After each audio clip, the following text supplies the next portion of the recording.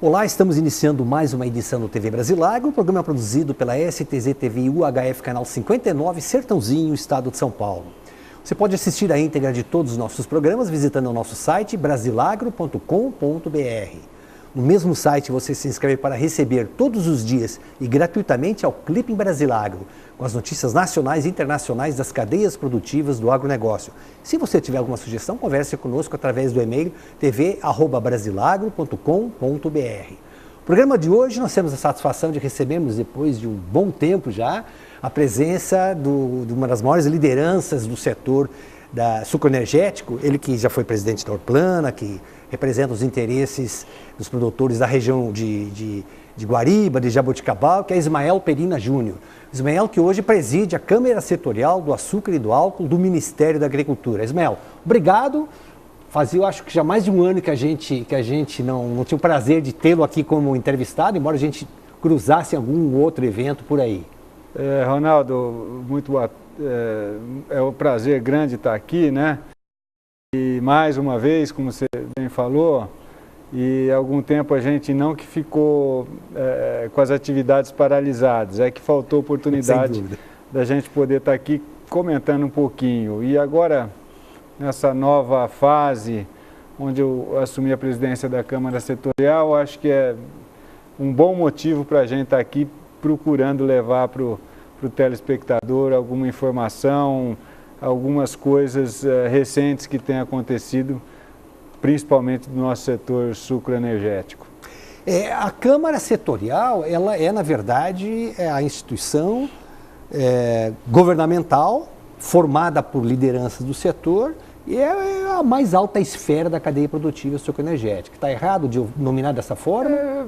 Basicamente, Ronaldo, a ideia da criação das câmaras setoriais, que vem lá da época que o Dr. Roberto Rodrigues foi ministro da Agricultura, vem de um conceito básico, que é você estar ouvindo as bases já se dando uma característica de conversar com os agentes do governo, né?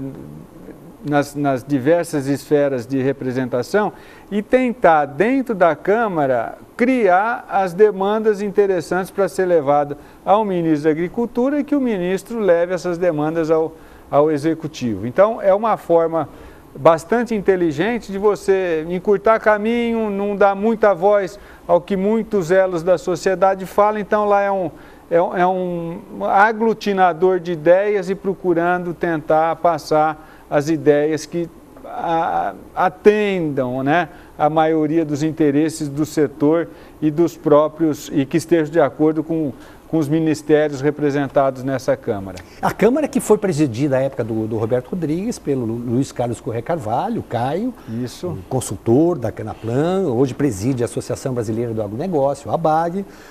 Na sucessão veio o Anísio Tormena, presidente representante dos produtores do estado do Paraná. Depois nós tivemos Luiz Custódio Cota Martins, que representava inclusive o Fórum Nacional Sucroenergético. E agora você na sucessão. É a primeira vez que um fornecedor de cana assume a presidência da Câmara? Eu creio que sim.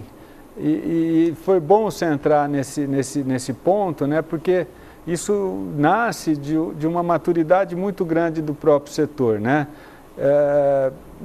Quando a indústria passou a ser o representante da Câmara, que por algum tempo, inclusive por questões de diversidades, não se permitiu que a iniciativa privada tivesse a condução da presidência, por um bom tempo foi uma pessoa representante do Ministério da Agricultura que ficou como presidente, né?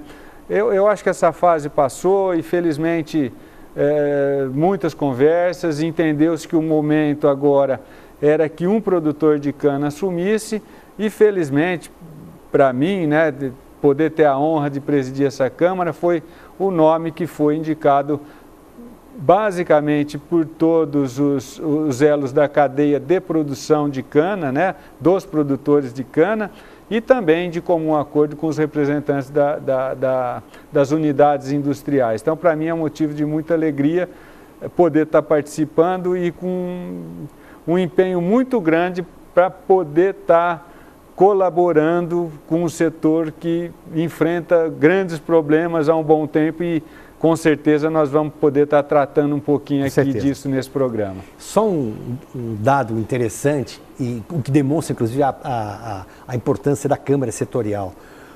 Começo de dezembro do ano passado, nós saímos de Ribeirão Preto, um sábado pela manhã, fomos de carro até Belo Horizonte e na manhã do domingo, no apartamento dele, na Savassi, em Belo Horizonte, eu fiz uma gravação, uma entrevista com o Luiz Custódio Cota Martins, como presidente da Câmara Setorial.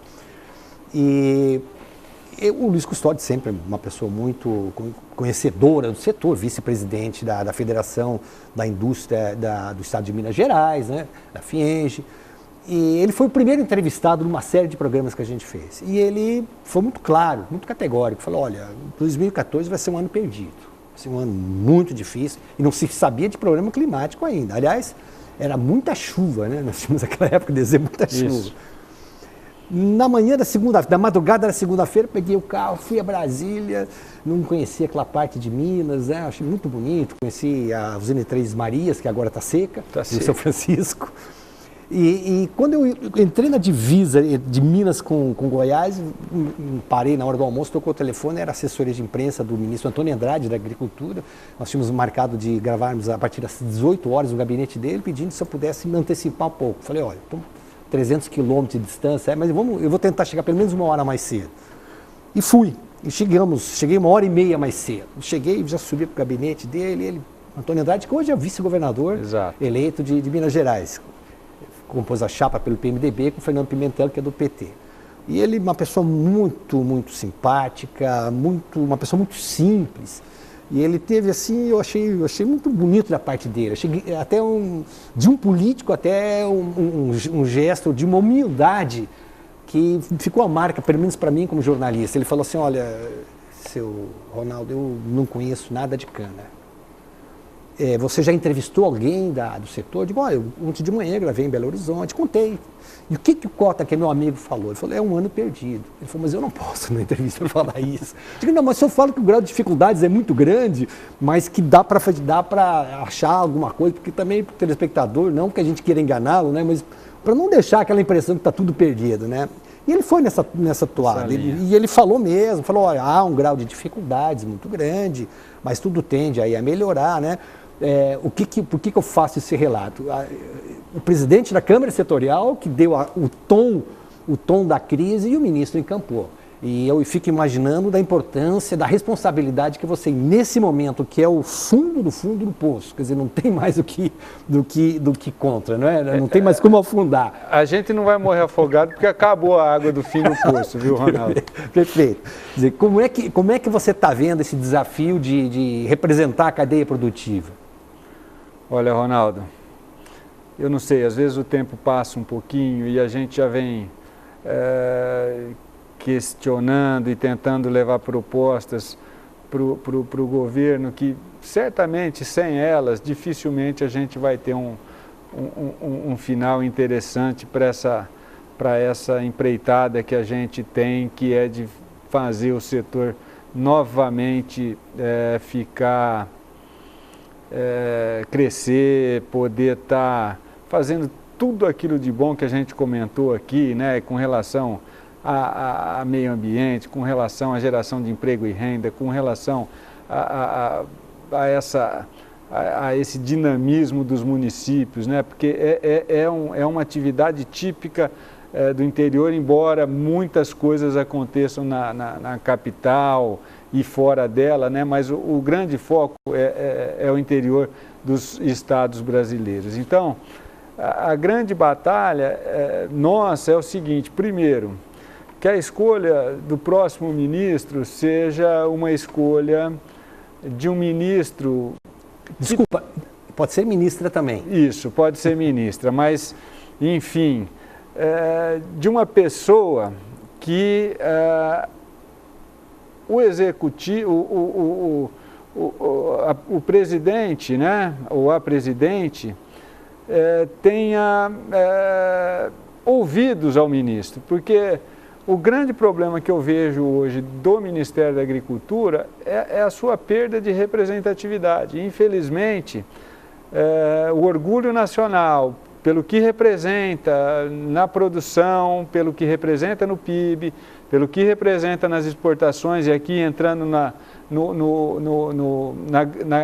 agricultura como um todo, não pode ser um ministério que, né, fica só de apaga-fogo. Eu acho que o Ministério da Agricultura tem competência e tem pessoas lá dentro que têm um potencial enorme de trabalhar o Ministério com uma visão mais proativa, né? Então, eu acredito que, com isso, um ministro com essa capacidade de interlocução com a presidente teria condições de, se apoiando nas câmaras setoriais, fazer um excelente governo, né? Eu critico aqui um pouquinho essa falta de importância que o Ministério deixou de ter, pelo fato simplesmente de, na gestão anterior, passaram por lá 4 ministros, né? Não é possível você pensar numa estrutura de médio e longo prazo com essa mudança constante de ministros, né? Então, eu acho que seria fundamental, primeiro, olhar e colocar no Ministério, ou manter quem está lá, né, que é uma possibilidade, né, que é o ministro Nery, mas que essa pessoa tenha um horizonte de permanecer no Ministério os 4 anos. Isso ajudaria demais, porque você cria uma sequência, você cria um ambiente de trabalho muito mais favorável. Então, primeiro ponto, esperar isso. Segundo ponto, que ele tenha, e certamente terá, a condição de articular com todos esses componentes das cadeias produtivas e aí sim está fazendo uma boa gestão, que é fundamental para o sucesso, não só da agricultura, não, para o sucesso do país, né, pela representatividade que tem. Deixa eu chamar um rápido intervalo comercial, nós voltamos já com Ismael Perina Júnior, ele que acaba de assumir a presidência da Câmara Setorial do Açúcar e do Álcool do Ministério da Agricultura.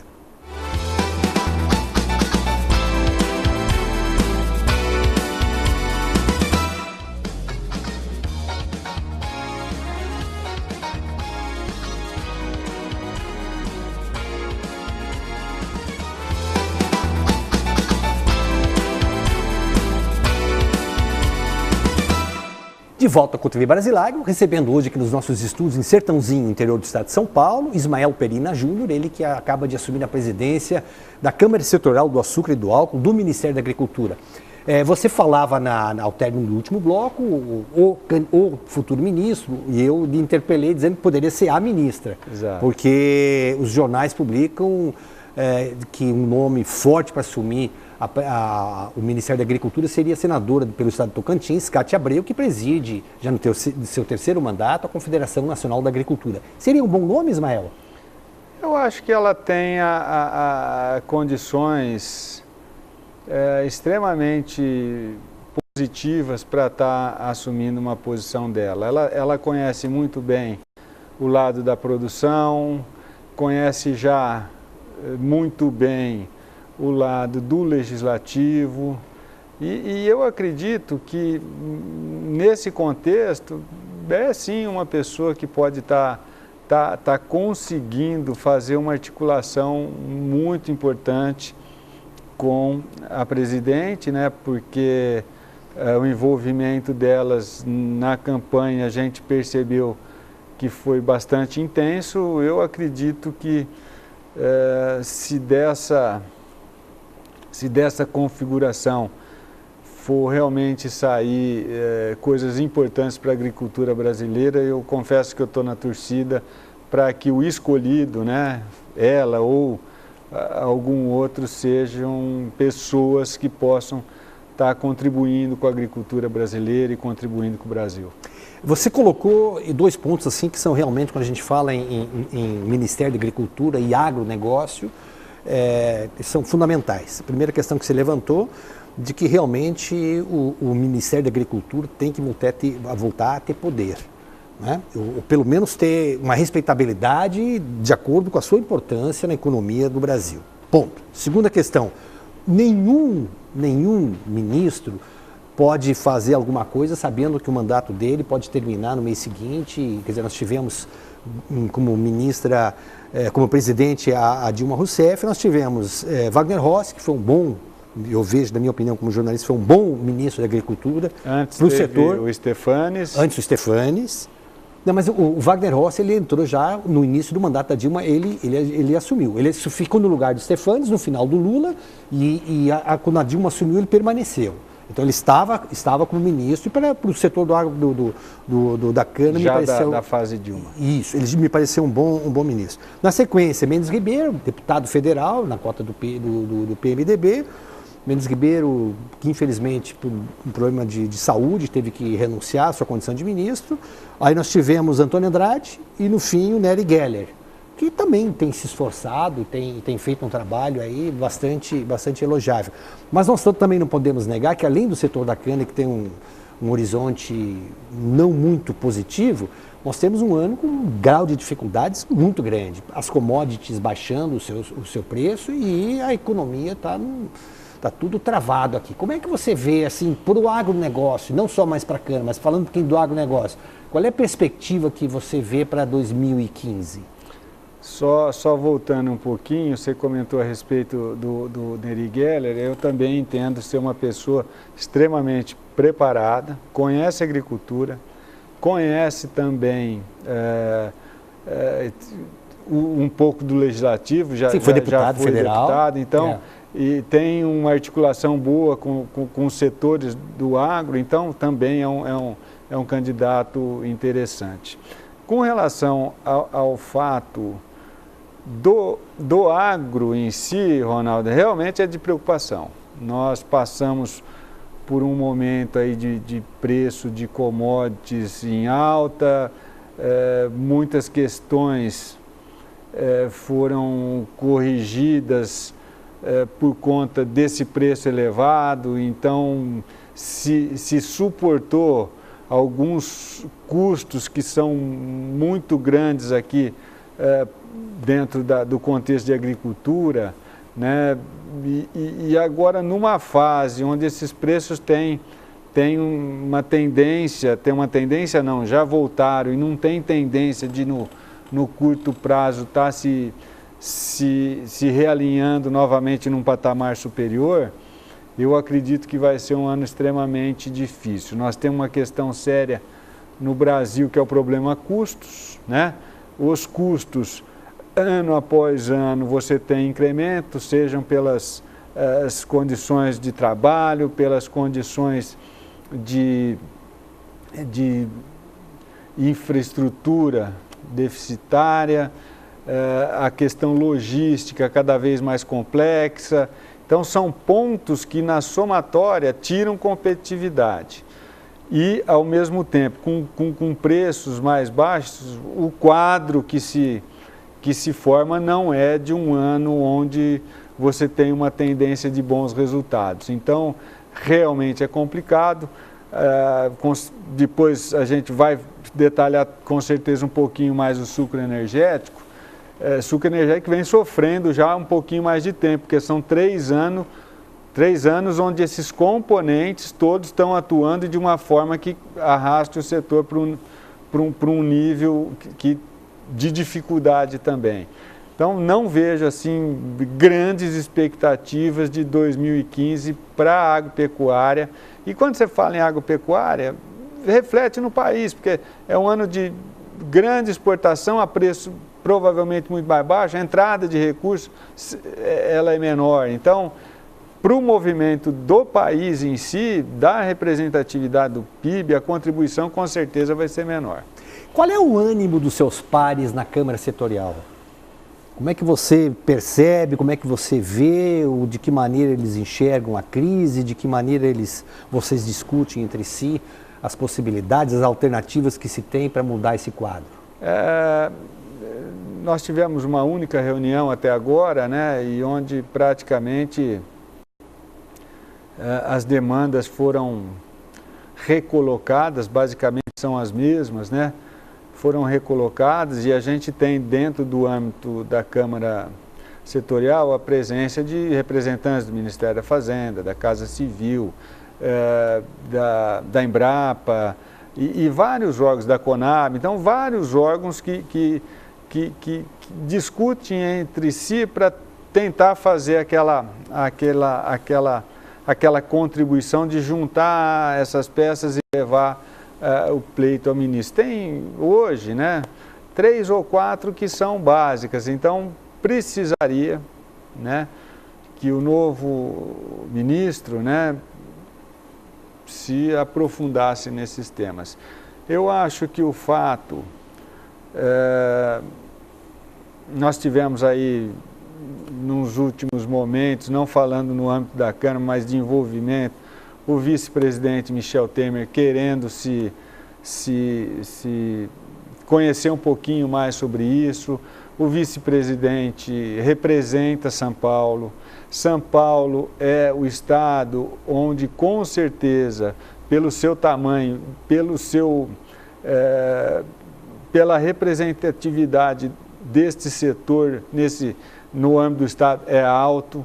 Então, eu acho que o vice-presidente ele vai ter um papel fundamental também para estar ajudando nessas discussões. A gente tem levado, o setor, né, tem levado informações a ele, e eu tenho certeza absoluta que dessa força-tarefa a gente vai conseguir pelo menos deixar mais informado o executivo, e a partir de então aí insistir fortemente em alguns pleitos que hoje não sei se resolveriam, mas ajudariam bastante a minimizar essa quantidade de problemas que a gente tem. Você, pela sua experiência, você acredita que a interlocução da cadeia produtiva com o governo federal, ela possa ser melhorada, possa ser aperfeiçoada, que essa parece que foi também, pelo menos muitas pessoas que nós tivemos o prazer de entrevistarmos aqui no nosso programa, colocaram com uma das razões da crise era essa questão da falta de interlocução. Você acha que isso tende a melhorar? Eu não vejo como o grande problema a interlocução, eu vejo o grande problema a falta de receptividade do executivo para com as questões do setor. Esse é o maior problema. A partir do momento que realmente o executivo, fora do âmbito do Ministério da Agricultura, que o Ministério da Agricultura é sensível, é fácil para ele entender, mas quando você vai para o Ministério da Fazenda, para a Casa Civil e para a própria presidente, você começa a ter as dificuldades, né? E aí aquela questão do Ministério da Agricultura ter mais força. Então, eu acho que o que falta é isso, a disposição do executivo e entender um pouco melhor os pleitos e tirar um pouco aquela figura de que tudo que se faz é para ajudar o usineiro. Essa não é a verdade, né? Hoje nós temos, no âmbito da produção, mais de 70 mil produtores que estão sofrendo, estão dispensando funcionários, né? Não tem receita compatível com o investimento. Então, é extremamente complicada a situação dos produtores independentes de cana-de-açúcar, das próprias usinas, que hoje se diz usineiro, mas são empresas que estão com resultados operacionais extremamente debilitados.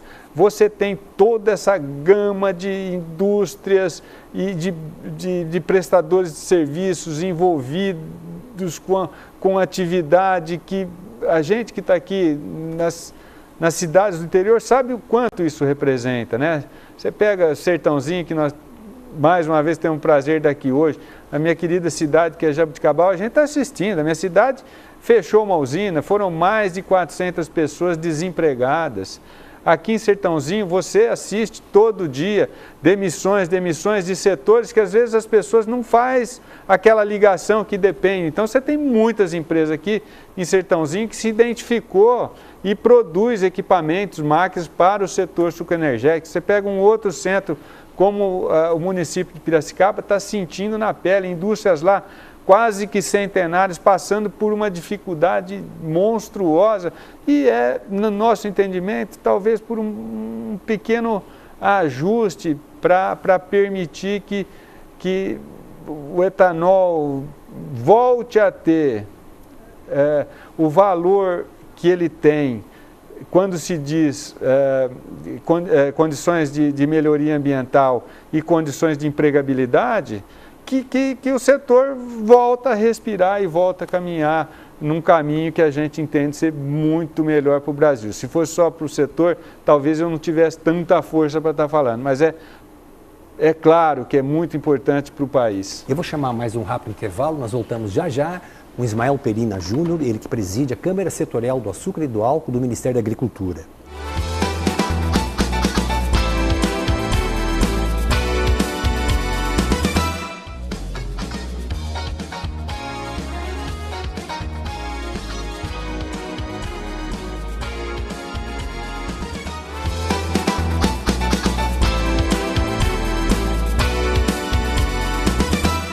De volta com a TV Brasilário, recebendo hoje aqui nos nossos estúdios em Sertãozinho, interior do estado de São Paulo, Ismael Perina Júnior, que preside a Câmara Setorial do Açúcar e do Álcool do Ministério da Agricultura.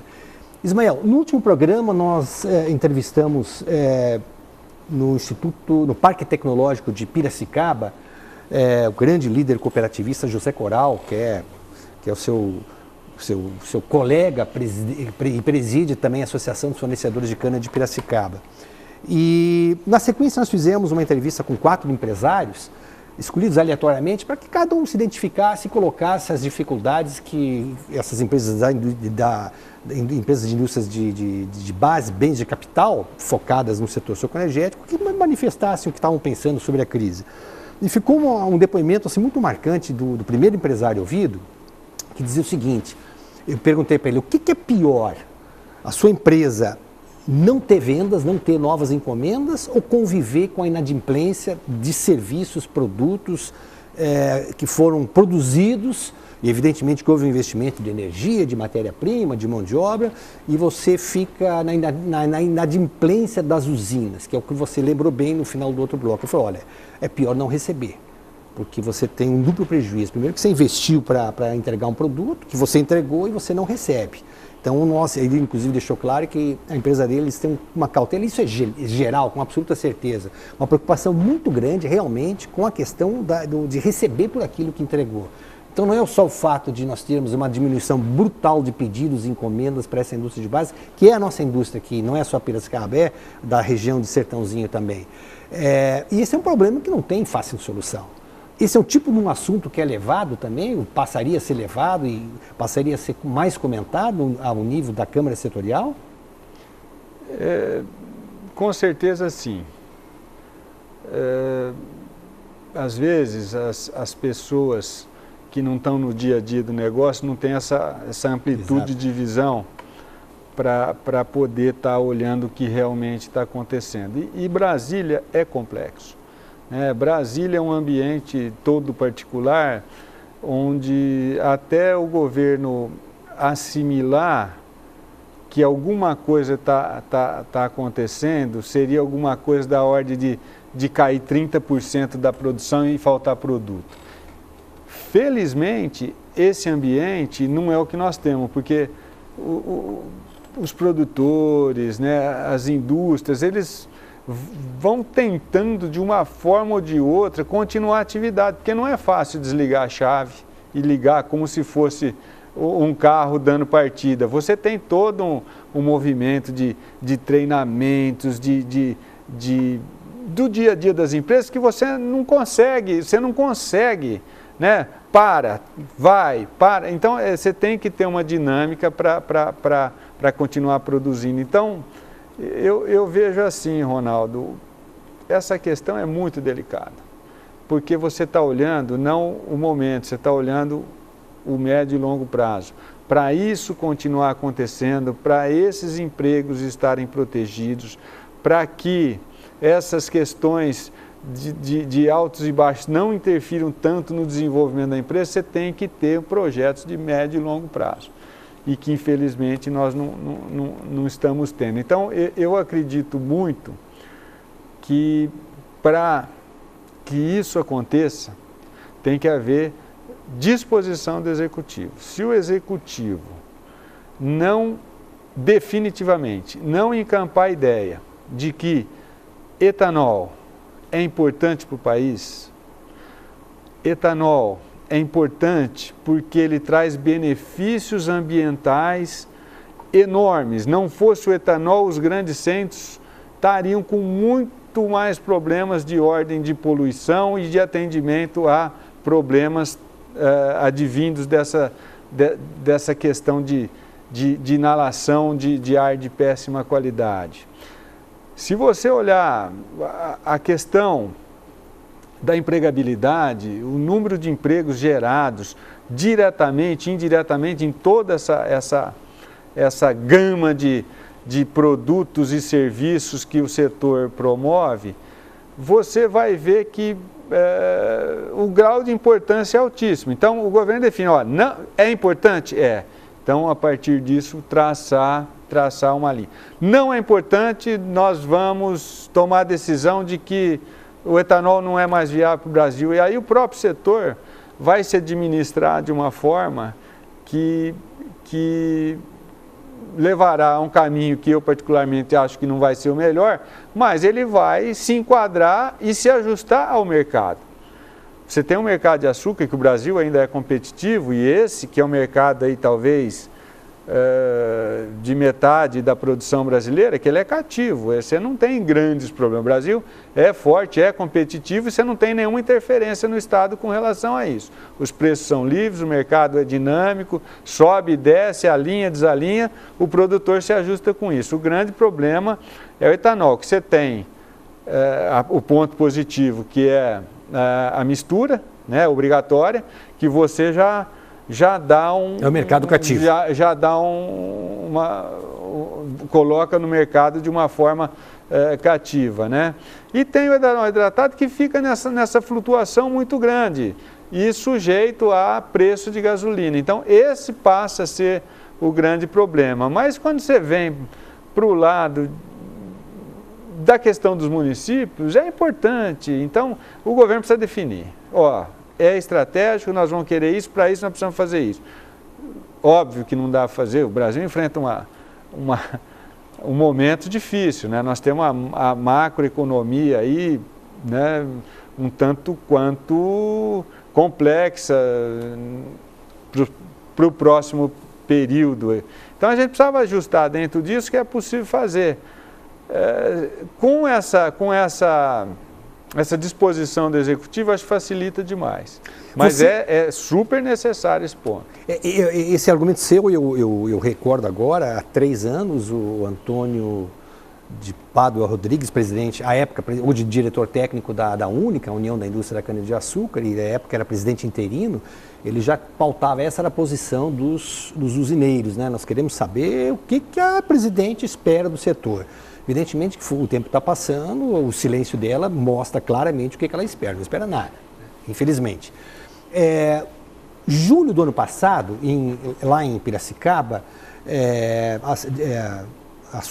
cooperativados da Coplacana se organizaram e lançaram uma ideia que assustou muita gente, que era, vamos parar boicote ao etanol, vamos parar de produzir etanol.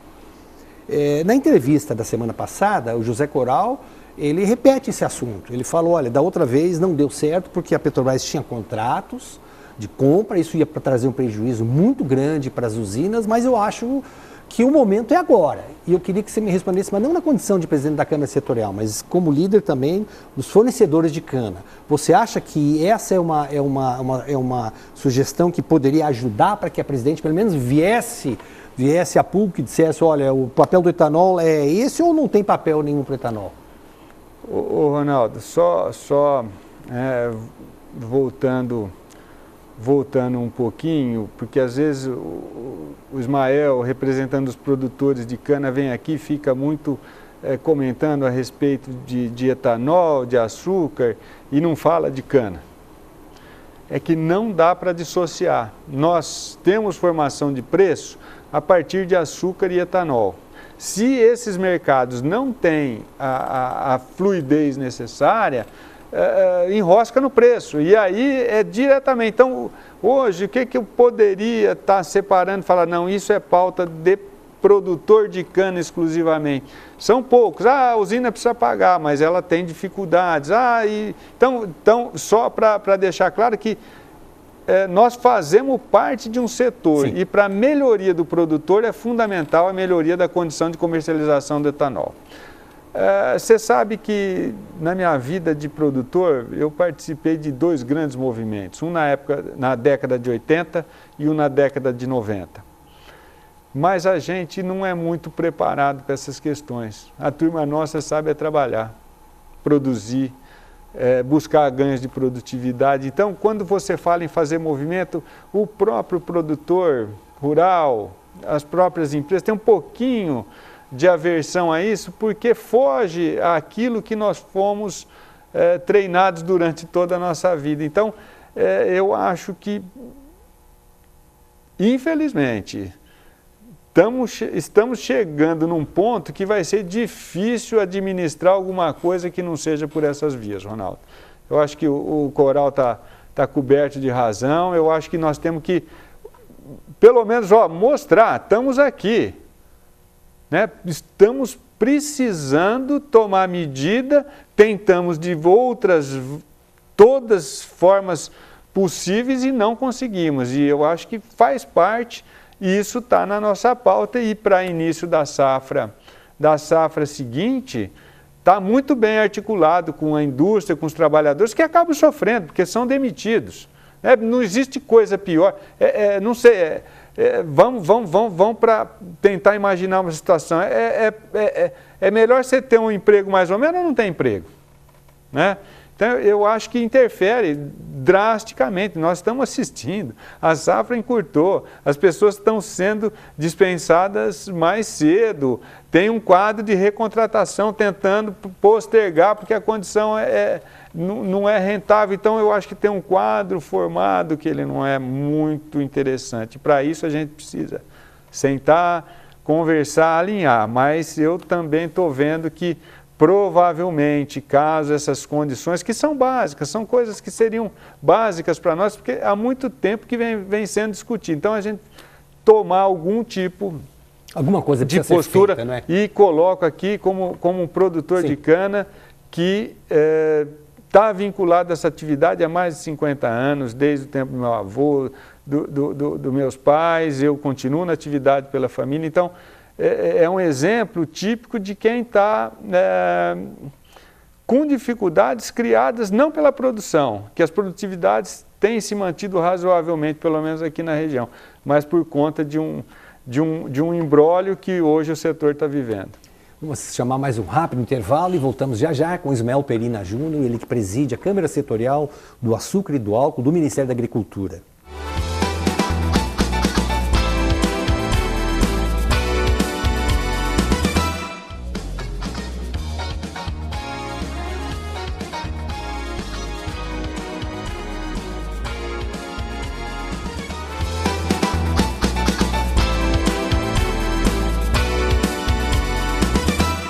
De volta com o TV Brasilário, recebendo hoje aqui nos nossos estúdios em Sertãozinho, interior do estado de São Paulo, o presidente da Câmara Setorial do Açúcar e do Álcool, Ismael Perina Júnior.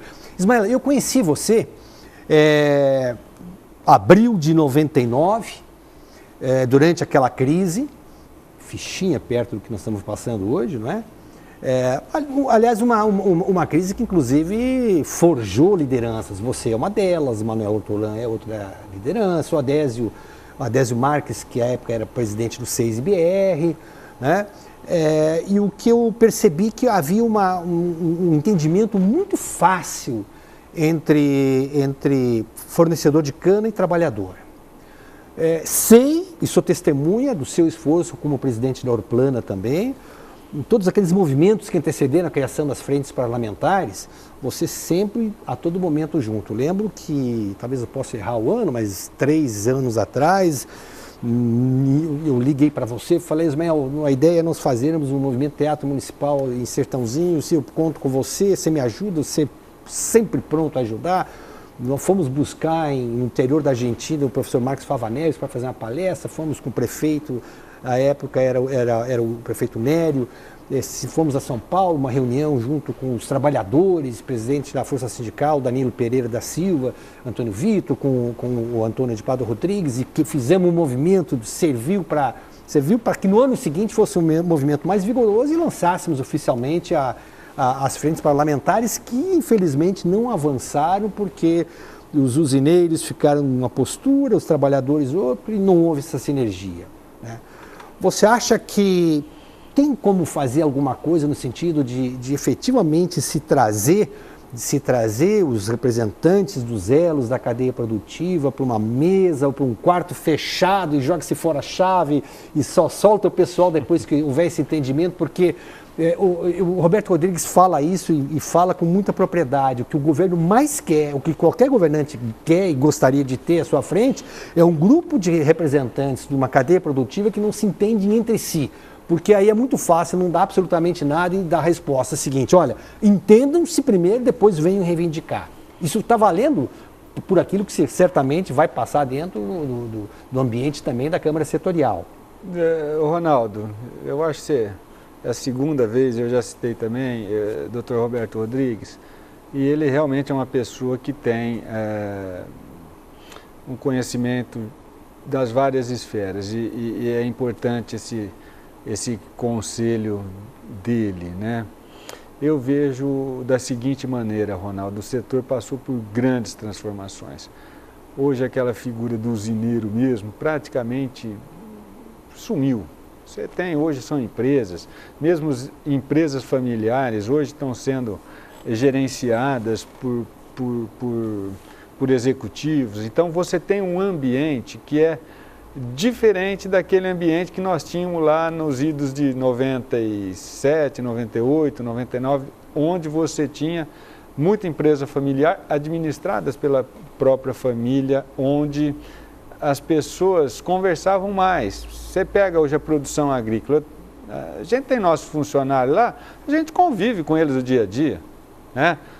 Muitas vezes trabalhando junto, né? Fazendo operações juntos, que é o grosso, a grande maioria dos produtores. Você tem ainda usineiros ou proprietários de usinas que vão às usinas e convivem, né? São pessoas que estão ali no dia a dia da empresa. E tem hoje grandes empresas com grandes empreendimentos, né? Que adquiriram.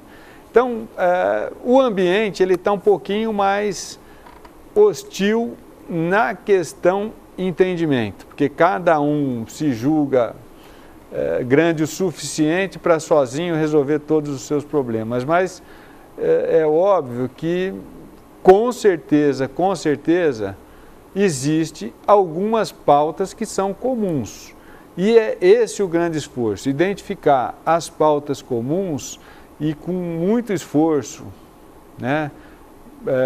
E em cima dessas posições comuns, porque o ambiente é outro, né? Os trabalhadores, eu acho que o cenário hoje, para a gente olhar a questão trabalhadores, é um cenário assim, gente, está se perdendo emprego dia a dia.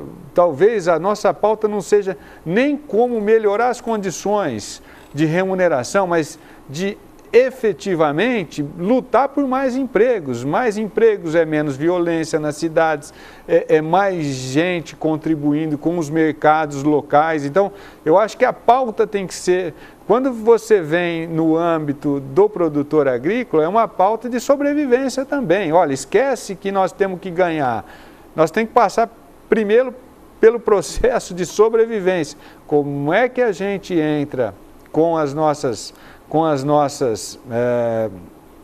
buscas, visualizando um quadro de sobrevivência? E da mesma forma as empresas. Dentro desse cenário, como é que eu faço para essa fase passar e eu não ter que fechar, eu não ter que que diminui empregos, e eu acho que essa tem que ser a nova situação para ser discutida, e dentro disso uma pauta que minimize esses problemas. Não dá para ficar pensando muito nos dias de hoje como voltar a crescer, voltar a investir. Eu acho que nós temos uma tarefa de que primeiro como é que a gente faz para manter isso que está.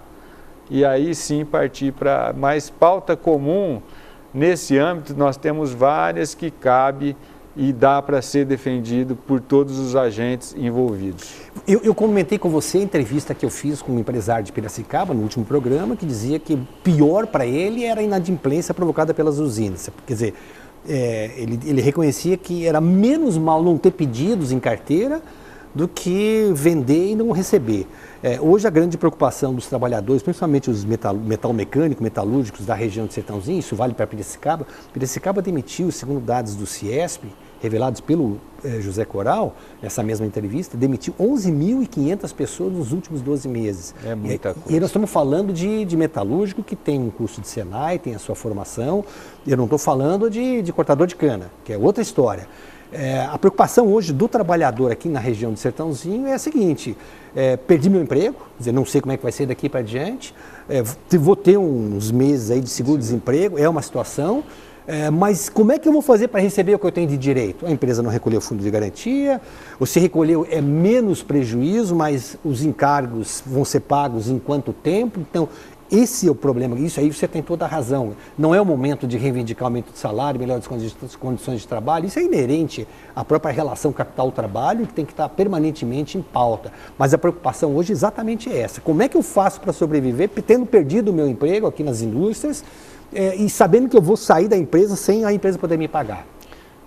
Ronaldo, eu acho que você matou a charada. Nós temos obrigação de sentar, conversar para chegar num ambiente desse, porque com um ambiente desse formado, as coisas certamente caminham, né? Se a gente ficar imaginando um outro cenário, recuperar coisas que a gente talvez tenha tido no passado, talvez não seja o momento ideal. Então, é fundamental agora botar foco em algumas questões que sejam interessantes para todas os agentes envolvidos e trabalhar fortemente em cima delas.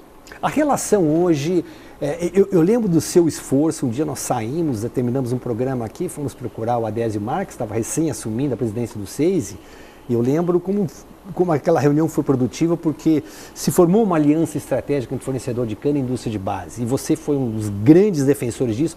Antes de você, o Manuel Hortolã, já na época do engenheiro Carlos Liboni, vice-presidente da Fiesp, ele já se preocupou em também estabelecer um laço. O Maneco sempre falava assim, não dá para a gente imaginar um elo só, né? E hoje o que a gente percebe? Os trabalhadores ficam isolados para um lado, o fornecedor de cana isolado para o outro, mas há uma sinergia entre ambos. Eu sinto isso, como eu converso muito com todo mundo aí no meio, eu sinto que há uma boa vontade de ambas as partes de diálogo. Vejo no poder público uma condição de busca incansável de soluções. O prefeito Sertãozinho é um exemplo disso, o prefeito José Gimenez, aí a dificuldade. Eu vejo parlamentares nossos aí preocupadíssimos com a situação toda aí. E aí vem uma sugestão dessas apresentada pelo José Coral, que o José Coral é um líder de uma trajetória de sucesso, foi presidente da Orplana também, e buscando uma saída, né? Mas ao mesmo passo eu vejo ainda o pessoal de usinas, talvez porque eles também não representam um núcleo único, né? O interesse do cooperado da Copersucar é das multinacionais do petróleo é outro, aí você pega a empreiteira Odebrecht, é outro interesse também, mas você consegue enxergar alguma forma de se juntar esses elos todos aí para uma conversa de alto nível que possa buscar uma solução para a crise? Olha, Ronaldo, se não for dessa forma, eu não vejo outra forma. Então, eu tenho que acreditar e tenho que lutar por ela. Eu como mensagem aqui, o setor chegou onde chegou e, infelizmente, apesar do setor produzir açúcar, o remedinho não é doce. Então, existe a necessidade urgente das pessoas que estão escolhidas para discutir, que tenham a sensibilidade que todo mundo vai estar sofrendo um pouquinho. E a partir daí, né, com a retomada, com o crescimento, certamente lá na frente o remédio, não mais remédio, né, mas a atividade passa a ser doce novamente. Ismael, muito obrigado pela sua presença. Eu vou terminar fazendo uma brincadeirinha, mas é uma brincadeirinha que ela tem a sua conotação séria. Vocês, fornecedores, já estão tomando conta da Câmara Setorial que você preside. E há poucos meses, mais pontualmente em maio do ano passado, os fornecedores também emplacaram na presidência do Conselho Deliberativo da Única um fornecedor de cana, que é o ex-ministro Roberto Rodrigues. Então é muito importante essa experiência e esse grau de ocupação de poder, representando os usineiros Roberto Rodrigues e você, Câmara Setorial, que a gente possa, por vocês, também chegar de uma maneira mais rápida a uma solução para a crise.